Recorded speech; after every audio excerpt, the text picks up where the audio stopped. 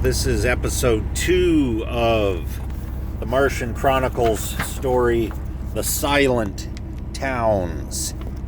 From where we left off, he drew a glass of beer and sobbed gently. Why, he said, I'm all alone. He entered the elite theater to show himself a film to distract his mind from his isolation. The theater was hollow, empty, like a tomb with phantoms crawling gray and black on the vast screen. Shivering, he hurried from the haunted place. Having decided to return home, he was striking down the middle of a side street, almost running, when he heard the phone. He listened. Phone ringing in someone's house. He proceeded briskly. Someone should answer that phone, he mused.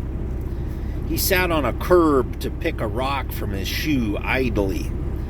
Someone, he screamed, leaping. Me! Good Lord, what's wrong with me? He shrieked. He whirled. Which house? That one! He raced over the lawn, up the steps, into the house, down a dark hall. He yanked up the receiver. Hello? He cried. Bzzz. Hello, hello? They had hung up. Hello, he shouted and banged the phone. You stupid idiot, he cried to himself. Sitting on that curb, you fool. Oh, you damned and awful fool. He squeezed the phone. Come on, ring again, come on. He had never thought there might be others left on Mars.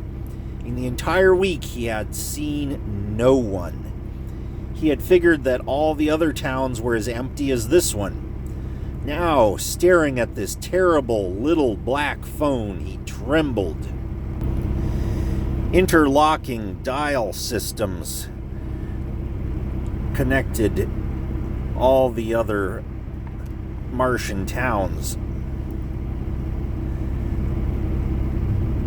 From which of the 30 cities had this call come from? He didn't know. He waited. He wandered to the strange kitchen, thawed some iced huckleberries, ate them disconsolately. There wasn't anyone on the other end of that call, he murmured. Maybe a pole blew down somewhere, and the phone rang by itself. But hadn't he heard a click, which meant someone had hung up far away? He stood in the hall the rest of the night.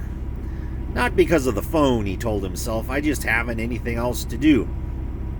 He listened to his watch tick. She won't phone back, he said. She won't ever call a number that didn't answer. She's probably dialing other houses in town right now, and here I sit. Wait a minute, why do I keep saying she? He blinked. It could be as easily a he, couldn't it? His heart slowed. He felt very cold and hollow. He wanted very much for it to be a she. He walked out of the house and stood in the center of the early, dim morning street. He listened. Not a sound. No birds. No cars. Only his heart beating. Beat and pause and beat again. His face ached with strain. The wind blew gently, oh so gently, flapping his coat. She, he whispered, listen.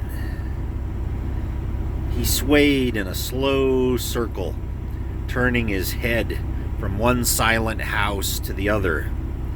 She'll phone more and more numbers, he thought. It must be a woman. Why? Only a woman would call and call. A man wouldn't. A man's independent. Did I phone anyone? No. Never thought of it. It must be a woman. It has to be. By God. Listen. Far away, under the stars, a phone rang. He ran. He stopped to listen, the ringing soft. He ran a few more steps, louder. He raced down an alley, louder still.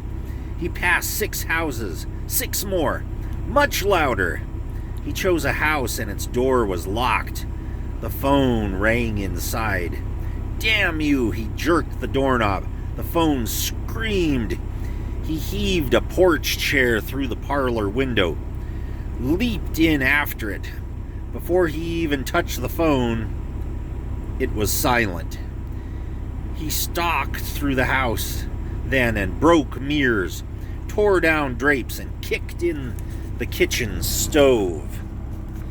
Finally, exhausted, he picked up the thin directory which listed every phone on Mars. 50,000 names. He started with number 1, Amelia Ames. He dialed her number in New Chicago, 100 miles over the Dead Sea. No answer. Number 2 lived in New York, 5,000 miles across the blue Martian mountains. No answer. He called 3, 4, 5, 6, 7, 8, his fingers jerking, unable to grip the receiver. A woman's voice answered. Hello? Walter cried back at her. Hello, oh Lord, hello.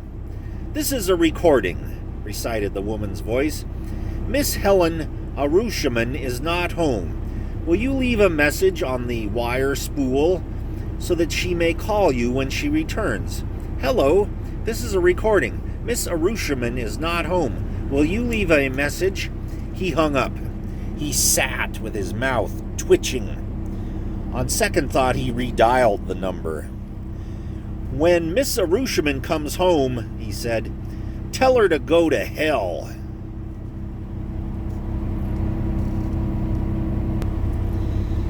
And we will leave it there for now. That was episode 2.